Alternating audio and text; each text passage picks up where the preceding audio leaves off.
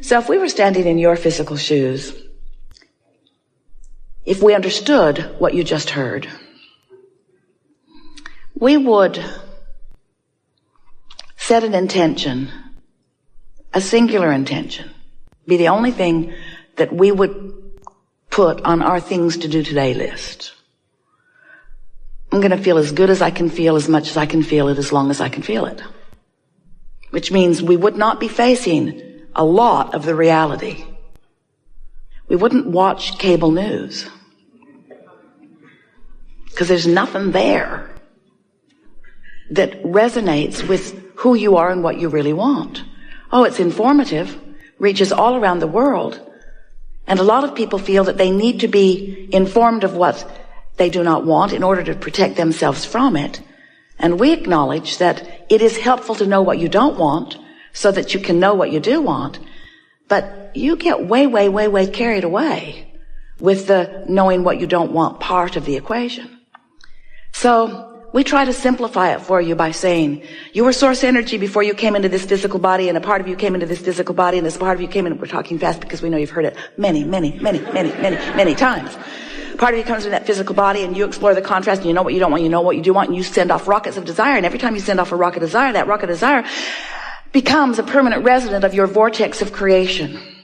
And the source within you becomes vibrationally aligned with that new leading edge desire that you have ferreted out from the contrast that you have so decidedly chosen to live when you made the decision to come into this physical body. So you've launched a rocket of desire, but you've done more than that. From your physical format, you have caused the larger part of you to expand, and the larger part of you, that inner being part of you, that part of you that was you before you were you in your physical body, that still is you even though you are in this physical body, this non-physical counterpart, this inner being, this source part of you has evolved because of what you've just lived. And as that part of you has evolved because of what you've just lived, now you have a choice of whether to keep up with that evolution or not. And that's what your emotions are. The better you keep up with the expansion that you have carved out of this life experience, the better you feel. But if you launch rockets of expansion, and the source within you becomes the equivalent of that expansion that you've asked for, and you stay focused upon the problem that caused you to launch the rocket, then there's a vibrational gap between you and you that you feel in the form of emotion. But that's okay, because that's step one. You knew that that was essential. You knew that it was necessary to know what you don't want in order to know what you do want. And you also knew that it was logical for you to be more of a vibrational match to what is than to what is coming next, because what is has a lot of your attention. Have you noticed? Because you can see what is, and you can hear what is, and you can smell what is, and you can taste what is, and you can feel what is. It's so real. It's why you want to call it reality. This is real. We say, yes, but it's temporary, and it's the bouncing off place from where you are. So if you sift through the real reality of what you're living, and you look for the best parts of it, and you hold the best parts of it as your object of attention, so that the vibration that you are offering chronically is about that, then your point of attraction allows you to receive more and more and more and more and more of those things that you have been asking for. So for a while, we've been telling you about step 1, step 2, step 3. Step 1 is you sift through contrast and you ask. And step 2 is, since you've launched that rocket of desire, source has become the equivalent of it. In other words, when you ask, it happens immediately, what you ask for. But step 3 is, you have to find a way of not just for a moment, not just for a flash, not just in an odd moment of influence by someone else, but you have to find steady, chronic resonance with what you're asking for. In other words, you can't want more money and feel resonance with lack of money and get more money. You got to feel resonance with more money. And our physical friends say, well, thanks a lot. Give me some money and I'll resonate. We say, we know you want the reality first and the resonance later, but that's not the way it works. And often you say, well, I don't know for sure that that's true, Abraham, because I don't think I was being that deliberate about a lot of things in my life. And yet well-being pretty much surrounds me on lots of subjects. And we say that is because the well-being is the dominant part of that which you are about. It's natural for well-being to follow you. You had a lot of well-being resonance going before you even made your entrance into this physical body. That carries you, it does. But when you become deliberate about your vibration, when you deliberately offer your thoughts because you care about that resonance, now you're really cooking.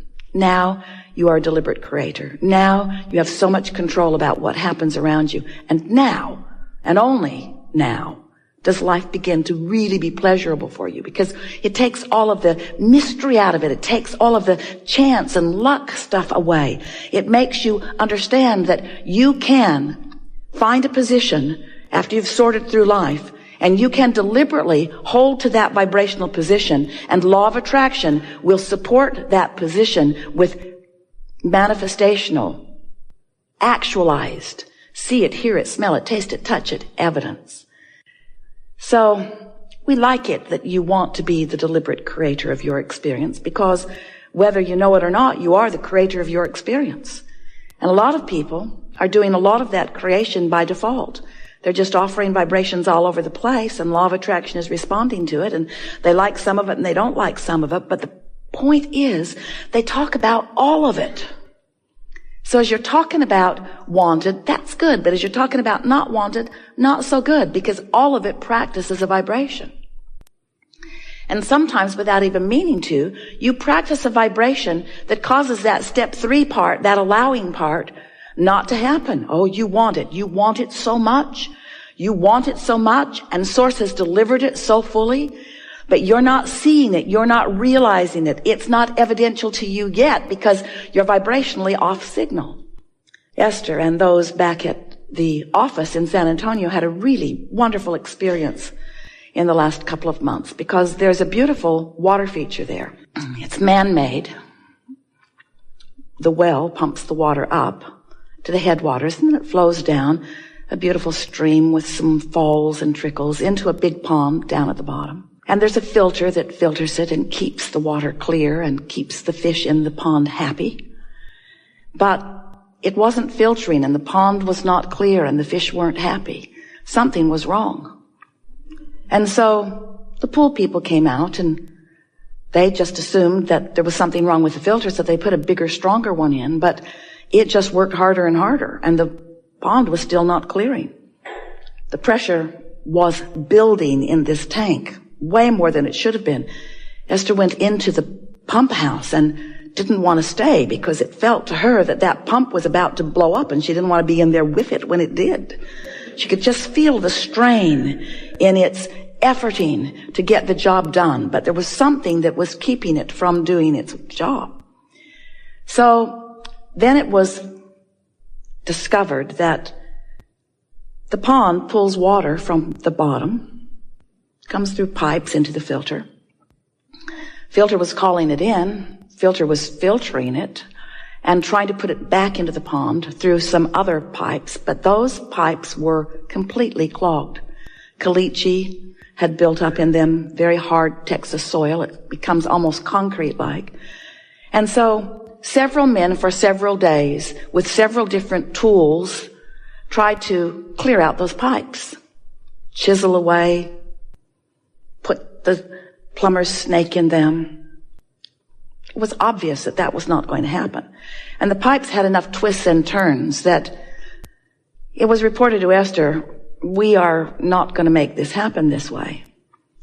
And so the idea seemed obvious. Well, we're going to need some more pipes putting the water back into the pond.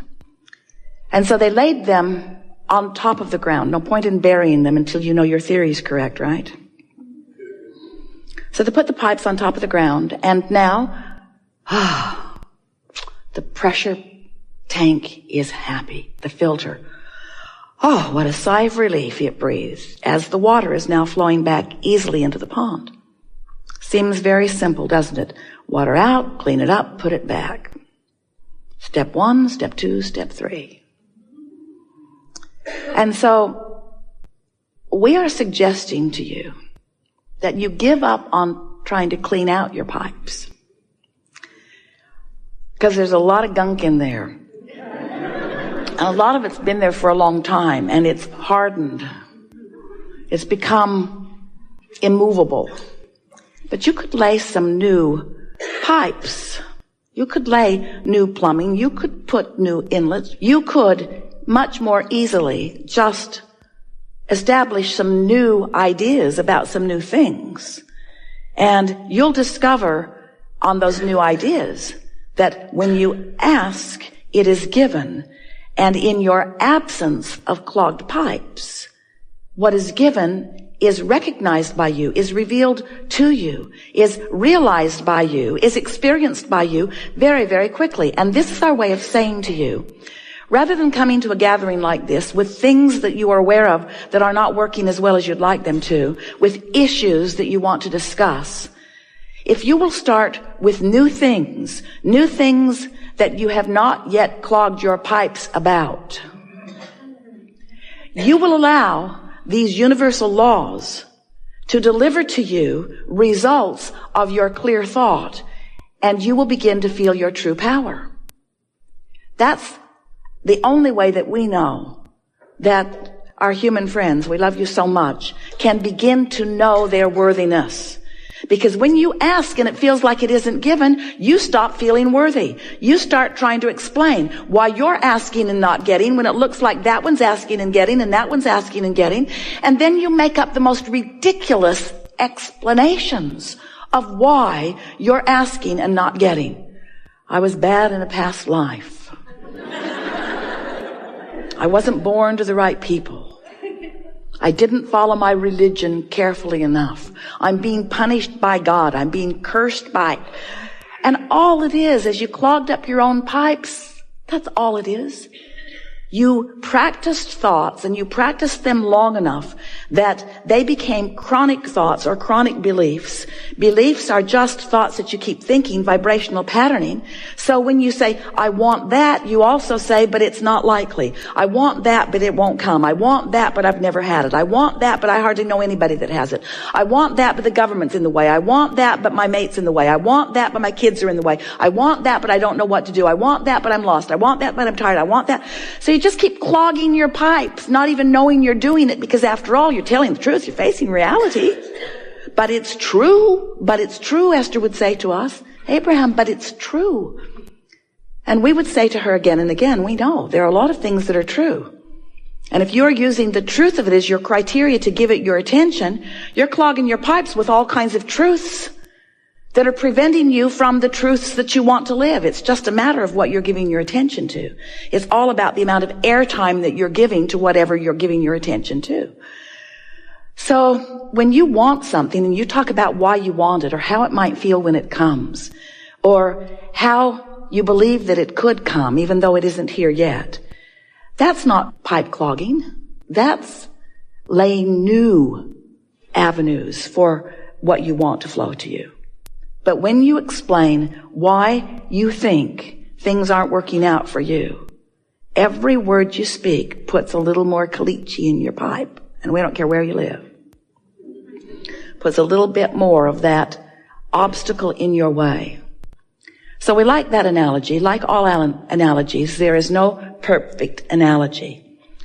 But we want you to realize that you are the creator of your own reality and that you get to choose what you are giving your attention to. And the more choices you make that feel good when you make them, the clearer your flow. And the more easy it is for you to be in the vibrational place to feel the inspiration so that what you want can begin to flow into your experience.